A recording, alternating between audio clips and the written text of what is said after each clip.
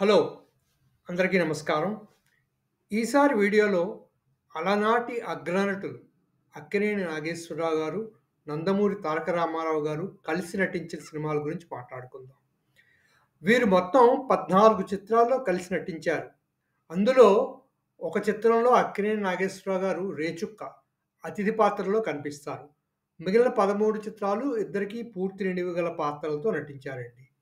అందులో 3 సినిమాలు విజయ బ్యానర్ మీదొచ్చాయి. 2 రామారావు గారి సొంత చిత్రాలు, ఒకటి అక్కినేని వారి సొంత చిత్రం. ఈ సొంత చిత్రాలు 1977, 81 మధ్య వచ్చాయండి వీళ్ళ ఈ 3 సొంత చిత్రాలు. ఇకపోతే 1950 నుంచి 1963 వరకు 14 సంవత్సరాల్లో వీరిద్దరూ కలిసి నటించిన చిత్రాలు 10 పూర్తి నిడివి గల చిత్రాలు, ఒక అతిథి చిత్రం. అంటే 11 చిత్రాలనమాట. అక్కినేని నాగేశ్వరరావు గారు 1944లో చిత్ర పరిశ్రమలో ప్రవేశించారు. నందమూరి తారక రామారావు గారు 1949లో చిత్ర పరిశ్రమలో ప్రవేశించారు. అంటే వీరిద్దరికీ చిత్ర పరిశ్రమలో 5 ఏళ్ల గ్యాప్ ఉంది. నందమూరి రామారావు గారు వచ్చేటప్పటికే అక్కినేని నాగేశ్వరరావు గారు అప్పటికే స్టార్ అయిపోయారు చిత్ర పరిశ్రమలో. అలా 1954 నుంచి 1958 వరకు చూసుకుంటే వీరు వరుస 5 ఏళ్లలో 6 సినిమాలు వరుసగా వచ్చాయి వీళ్ళిద్దరివీను. అది కూడా ఒక రికార్డుగా చెప్పుకోవచ్చు. ఇకపోతే ఈ సినిమాల గురించి మాట్లాడుకుందామండి. మొట్టమొదటి సినిమా రిలీజ్ అయింది 27 ఏప్రిల్ 1950లో రిలీజ్ అయింది. 'పల్లెటూరి పిల్ల'. ఇది బిఎస్ సుబ్బారావు గారి దర్శకత్వంలో బిఎస్ ప్రొడక్షన్స్ అండ్ మీర్జాపురం రాజా వారి శోభనాచల బ్యానర్ మీద కలిసి నిర్మించిన చిత్రం ఇది. దీనికి పి. ఆదినారాయణరావు గారు సంగీత దర్శకత్వం వహించారు. అంజలీదేవి గారు కథానాయిక. అక్కినేని, నందమూరి కలయికలో మొదటి సినిమాగా వచ్చింది ఈ చిత్రం. 'పిజారా' అనే ఇంగ్లీష్ నాటకం ఆధారంగా ఈ చిత్రకథ అల్లుకున్నారు బిఎస్ సుబ్బారావు గారు. రామారావు గారు ఈ చిత్రంలో ఎద్దుతో ఫైట్ చేసినప్పుడు ఆయన చెయ్యి విరిగిందని కూడా చెప్పుకుంటారు. ఇది సూపర్ హిట్ సినిమా. 5 కేంద్రాల్లో 100 రోజులు పైగా ఆడింది. అలాగే ఈ సినిమాని తమిళంలోకి డబ్ చేశారు. హిందీలో 'ఇన్సానియత్' అనే పేరుతో ఈ చిత్రాన్ని నిర్మించారండి. ఇకపోతే రెండో చిత్రం అదే సంవత్సరం 1950 29 డిసెంబర్ 1950న విడుదలైంది. ఎల్వి ప్రసాద్ గారి దర్శకత్వంలో ఇదొచ్చిన సాధన ప్రొడక్షన్స్ బ్యానర్ మీద వచ్చిన చిత్రం. సివి రంగనాథ్ దాస్ గారు నిర్మించారు ఈ చిత్రాన్ని. సుసల దక్షిణామూర్తి గారు సంగీత దర్శకులు. తర్వాత లక్ష్మీరాజ్యం గారు, పుష్పవల్లి గారు నాయకులుగా నటించారు వీరిద్దరి పక్కన. మొట్టమొదటిగా ఈ చిత్రానికి అక్కినేని గారి పాత్రలో ఇంకెవరినో అనుకున్నారు బడ్జెట్ కారణాల వల్ల. ఎందుకంటే అప్పటికే అక్కినేని నాగేశ్వరరావు గారు స్టార్ స్టేటస్‌లో ఉన్నారు. ఆయన రెమ్యూనరేషన్ చాలా ఎక్కువగా ఉండేదని. తర్వాత మళ్ళీ అక్కినేని నాగేశ్వరరావు గారిని అడిగితే సాంఘిక చిత్రం కదా అని ఆయన ప్రూవ్ చేసుకుందుకు తనని ఈ చిత్రంలో ఆయన అప్పుడు తీసుకున్న 25,000 కంటే తక్కువలో 8,000కే ఈ చిత్రం చేశారని వినికిడండి. అలాగే సావిత్రి గారిని అక్కినేని గారి పక్కన ముందుగా అనుకున్నారు. మొదటి రోజు షూటింగ్‌లోనే ఆవిడ తడపడడంతో ఎల్వి ప్రసాద్ గారు ఆవిడని తప్పించి ఆవిడ స్థానంలో పుష్పవల్లి గారిని నాగేశ్వరరావు గారి పక్క హీరోయిన్‌గా తీసుకున్నారు. సావిత్రి గారు ఒక చిన్న పాత్రలో ఒక సాంగ్‌లో కనిపిస్తారండి. తర్వాత ఏమో ఈ సినిమా పూర్తిగా ఫ్యామిలీ సినిమా. దానికి పోటీ ఇది సూపర్ హిట్ సినిమాగా నిలిచిందండి. 5 కేంద్రాల పైగా 100 రోజులు ఆడింది.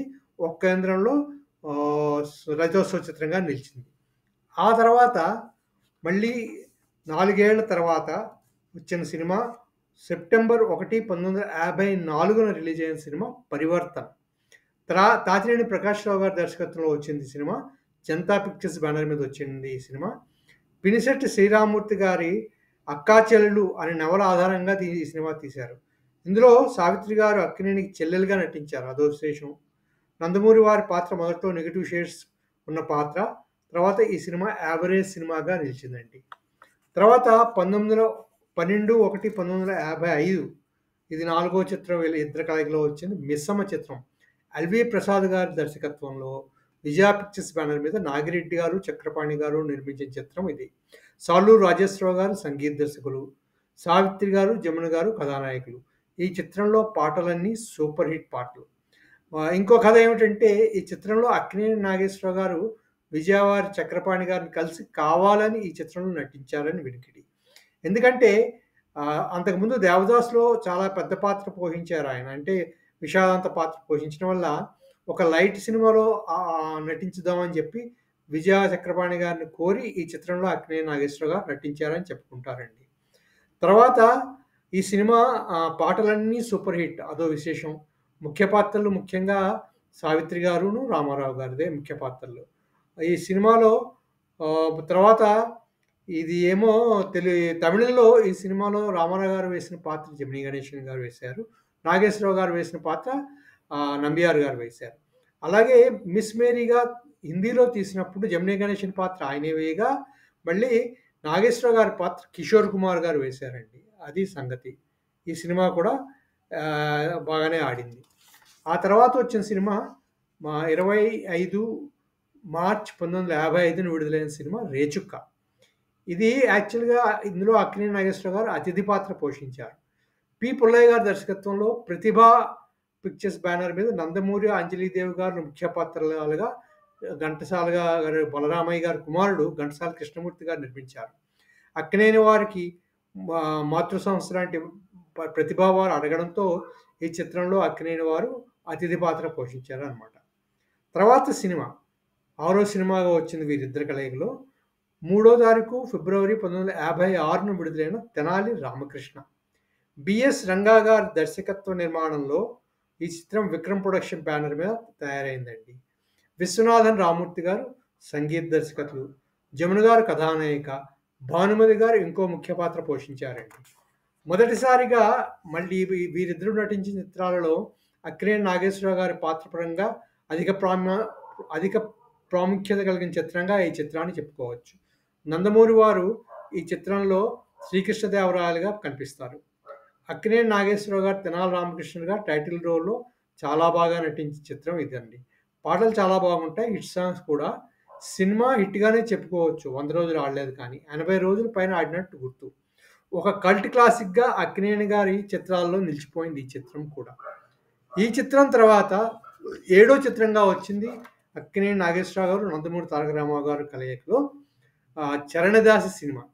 తాతినేని ప్రకాశ్‌రావు గారి దర్శకత్వంలో లలితా ఫిల్మ్స్ బ్యానర్ మీద ఏ.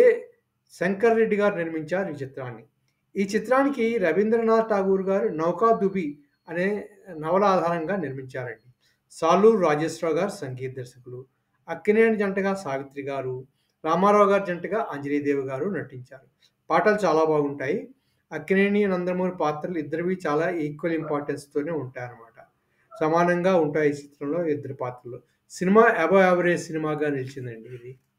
ఆ తర్వాత 27/3/1957లో వచ్చిన సినిమా 'మాయాబజార్'. ఈ సినిమా గురించి అందరికీ తెలిసినదే. విజయ బ్యానర్‌లో కేవీ రెడ్డి గారి దర్శకత్వంలో విజయ బ్యానర్ మీద నాగిరెడ్డి చక్రపాణి గారు నిర్మించారు ఈ చిత్రాన్ని. ఘంటసాల గారు సంగీతం, పాటలన్నీ సూపర్ డూపర్ హిట్స్.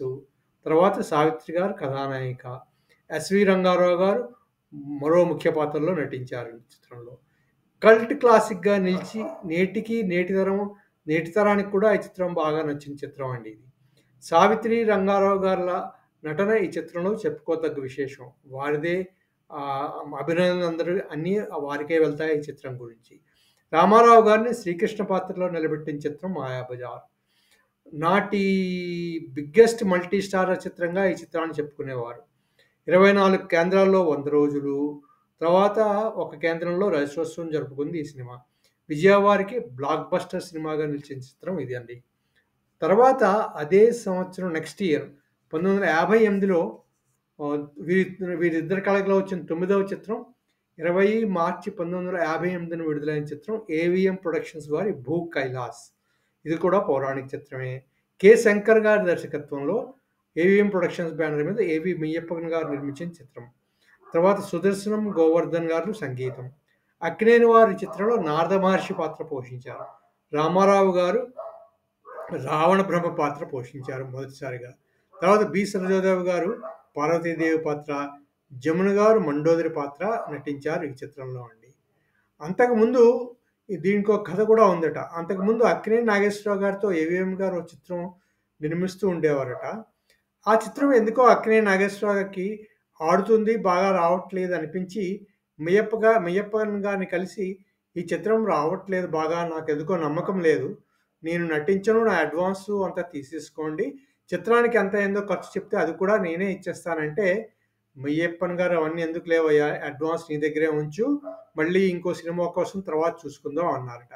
అలా ఆ అడ్వాన్స్‌తో అక్కినేని నాగేశ్వరరావు గారు 'భూ కైలాసంలో' నటించారని ఏదో ఇంటర్వ్యూలో కూడా అక్కినేని నాగేశ్వరరావు గారు చెప్పినట్టు వినికిడండి. అది కూడా దీని గురించి ఒక విశేషం. తర్వాత ఇది అబోవ్ యావరేజ్ సినిమాగా నిలిచింది. పాటలన్నీ బాగా బావుంటాయి. అక్కినేని నాగేశ్వరరావు గారు మీరు తీసిన పాటలు కూడా చాలా బావుంటాయి. నారద మహర్షివి. ఈ చిత్రం తర్వాతే అగ్రకథానాయకులు ఇద్దరు జమున గారిని తమ చిత్రాల్లో బ్యాన్ చేశారని వినికిడండి. అది కూడా ఈ చిత్రం యొక్క విశేషం. 'భూ కైలాస్' చిత్రం విశేషాలన్నమాట. ఇదైన తర్వాత మళ్ళీ 4 ఏళ్ల వరకు అక్కినేని నాగేశ్వరరావు గారు, రామారావు గారు కలిసి నటించిన చిత్రాలేవి రాలేదు. తర్వాత వచ్చిన చిత్రం 10వ చిత్రంగా వీరిద్దరి కలయికలో వచ్చిన చిత్రం 'విజయవారి గుండమ్మ కథ'. మళ్ళీ కమలాకర కామేశ్వరరావు గారి దర్శకత్వంలో విజయ పిక్చర్స్ బ్యానర్ మీద నాగిరెడ్డి గారు, చక్రపాణి గారు నిర్మించిన చిత్రం ఇది. ఘంటసాల గారి సంగీతం, పాటలన్నీ మళ్ళీ సూపర్ డూపర్ హిట్సు. అక్కినేని గారు, జమున గారు ఒక జంట, నందమూరి వారు, సావిత్రి గారు ఒక జంటగా నటించారు ఇందులో. అన్నదమ్ములన్నమాట ఈ చిత్రంలో వీరిద్దరు. వీరి తండ్రిగా ఎస్వి రంగారావు గారు నటించారు. వీరికి అత్తగారు గుండమ్మ గారన్నమాట. గుండమ్మ కథగా సూర్యకాంతం గారు నటించారు. ఇద్దరు అగ్రనటులు ఉండగా ఈ చిత్రానికి గుండమ్మ కథ అనే పేరు పెట్టారు. అది కూడా ఒక విశేషంగా చెప్పుకోవచ్చనమాట. ఆ తర్వాత ఇదొక కల్ట్ క్లాసిక్‌గా నిలిచిపోయిందండి. Blockbuster hit. 17 కేంద్రాలు పైగా 100 రోజులు ఆడింది. ఒక కేంద్రంలో రజతోత్సవం కూడా జరుపుకుంది. తర్వాత మళ్ళీ ఇదే చిత్రంతో అక్కినేని నాగేశ్వరరావు గారు, రామారావు గారు, జమున గారితో నటించడం ప్రారంభమైన చిత్రం ఇది. విజయవారు వాళ్ళ ముగ్గురికి కూడా సంధి కుదిర్చారని చెప్పుకుంటారు ఆ రోజుల్లోని. విజయ సంస్థలో విజయ సంస్థకి సూపర్ డూపర్ హిట్‌గా వచ్చిన ఆఖరి చిత్రంగా దీన్ని చెప్పుకోవచ్చు. దీని తర్వాత వచ్చిన విజయవాడ చిత్రాలేవి అంతగా ఆడలేదు కూడా. వారికేమీ పెద్దగా ఆడలేదనమాట. తర్వాత ఇంకో విశేషం అప్పటికే ఈ అగ్రనటులిద్దరికీ అభిమాన సంఘాలు మొదలైపోయాయి. అంచేత ఎవరి పేరు ముందు వెయ్యాలా అన్న సందేహం లేకుండా సినిమాలో వీళ్ళందరివి ఫోటోలు వేసి ప్రారంభించేస్తారు. అదో విశేషం కూడా అనమాట.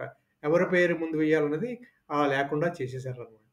అది కూడా చెప్పుకోవాల్సిన విషయం ఆనాటి నుంచి. ఆ తర్వాత వీరిద్దరి కలయికలో వచ్చిన 11వ చిత్రం. అది కూడా 1963లో వచ్చింది.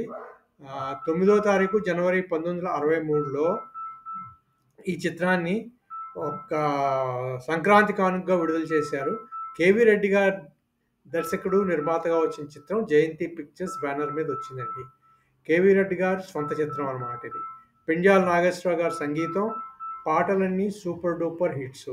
నందమూరి రామారావు గారు శ్రీకృష్ణుడిగా, ఎస్ వరలక్ష్మి గారు సత్యభామగా, అక్కినేని నాగేశ్వరరావు గారు అర్జునుడిగా, బి సరోజాదేవి గారు సుభద్రగా నటించిన చిత్రం ఇది. ఈ చిత్రం చూసిన అన్నపూర్ణ గారు, ఈ చిత్రం తర్వాత మీరు నందమూరి రామారావు గారి పక్కన నటించకండి, అసలు బాగుండదు పౌరాణికాల్లో మీరు ఆయనతో నటిస్తే అని చెప్పారట. దాంతో అక్కినేని నాగేశ్వరరావు గారు తర్వాత రామారావు గారితో ఎట్టి పౌరాణికాల చిత్రాల్లోని కూడా నటించలేదండి. తర్వాత ఇది కూడా కేవీ రెడ్డి గారికి వచ్చిన ఆఖరి సూపర్ హిట్ చిత్రం కిందే చెప్పుకోవచ్చు. 12 కేంద్రాల పైగా 100 రోజులు ఆడింది. టైటిల్స్‌లో ఈ చిత్రంలో ఇంకో విశేషం ఏంటంటే అక్కినేని, నందమూరి వారి పాత్రలో నడుస్తూ వచ్చినట్టు చూపిస్తారు. మళ్ళీ ఇక్కడ కూడా వాళ్ళ పేర్లు వేయకుండా అనమాట. అది కూడా ఓ విశేషం ఈ చిత్రానికి. అదండి ఇంతవరకు 1950 నుంచి 1963 వరకు అక్కినేని నాగేశ్వరరావు గారు, నందమూరి తారక రామారావు గారు కలిసి నటించిన 11 చిత్రాల విశేషాలు మనం ఇప్పటివరకు చెప్పుకున్నాం. ఇందులో 11 చిత్రాల్లో 4 బ్లాక్ బస్టర్ చిత్రాలు ఇద్దరివి. సంసారం, మాయాబజార్, గుండమ్మ కథ, శ్రీకృష్ణార్జున యుద్ధం. 2 సూపర్ హిట్ చిత్రాలు పల్లెటూరు పిల్ల, మిస్ అమ్మ. తర్వాత 4 చిత్రాలు అబోవ్ యావరేజ్ చిత్రాలుగా నిలిచాయండి. అది ఈ 11 చిత్రాలు వీరు నటించిన చిత్రాల విశేషాలు. 1963 తర్వాతకి అక్కినేని నాగేశ్వరరావు గారు హైదరాబాద్ షిఫ్ట్ అయిపోయారు. నందమూరి తారక రామారావు గారు మెడ్రాస్‌లోనే తన చిత్రాలు నిర్మిస్తూ ఉండేవారు. తర్వాత నందమూరి వారు 1975, 76 సమయంలో వారు కూడా తన స్టూడియో కట్టారు హైదరాబాద్‌లో. ఆ స్టూడియో ప్రారంభించిన తర్వాత నందమూరి వారు కూడా రామకృష్ణ సినీ స్టూడియోస్ బ్యానర్ మీద సినిమాలు హైదరాబాద్‌లో తీయటం మొదలైందండి. అప్పుడు వచ్చిన తర్వాత ఈ సమయంలో 1977 నుంచి 1981లో వీరిద్దరి కలయికలో వచ్చిన చిత్రాలు 3. అవి కూడా మూడే 3 చిత్రాలొచ్చాయి. వాటి గురించి ఇప్పుడు మాట్లాడుకుందాం. మొట్టమొదటగా వీరి కలయికలో వచ్చిన 12వ చిత్రంగా 25 ఆగస్టు 1977న విడుదలైన చిత్రం 'చాణక్య చంద్రగుప్త'. నందమూరి తారక రామారావు గారు దర్శక నిర్మాతగా రామకృష్ణ సినీ స్టూడియోస్ పేరిట నిర్మించిన చారిత్రాత్మక చిత్రం ఈ చిత్రం. అక్కినేని నాగేశ్వరరావు గారు ఇందులో చాణక్యుడిగా నటించారు. నందమూరి తారక రామారావు గారు చంద్రగుప్తుడిగా నటించారు. అలాగే ప్రముఖ తమిళ నటుడు శివాజీ గణేశన్ గారు అలెగ్జాండర్గా అతిథి పాత్రలో నటించారు ఈ సినిమాలో. సినిమా అంతా రామారావు గారి విధానంలో నడుస్తుంది. ఆయన దర్శకత్వం విధానంలో, ఆయన కథాకథనంలో నడిచిన చిత్రం ఇది.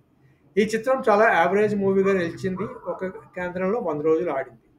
ఈ చిత్రంలో అక్కినేని నాగేశ్వరరావు గారు ఎక్కడో ఒక ఇంటర్వ్యూలో అన్నట్టు, నందులు చాలా హాస్యనటులుగాను, మరుగుజ్జులుగాను కనిపిస్తే, నేను చేసిన ప్రతిజ్ఞకి ఎఫెక్ట్ ఏమి కనిపిస్తుందండి. అందుకే ఆ సినిమా అంతగా ఆడలేదని ఒక చోట అక్కినేని నాగేశ్వరరావు గారు అన్నట్టు వినికిడండి. ఇది ఇంకో విశేషం ఏంటంటే, ఈ టైటిల్స్‌లో ముందుగా నందమూరి తారక రామారావు గారు సమర్పించిన వేస్తూ, అక్కినేని నాగేశ్వరరావు గారి పేరు ముందుగా వేస్తారు రామారావు గారు. అది కూడా ఈ చిత్రంలో ఒక విశేషంగా చెప్పుకోవచ్చండి.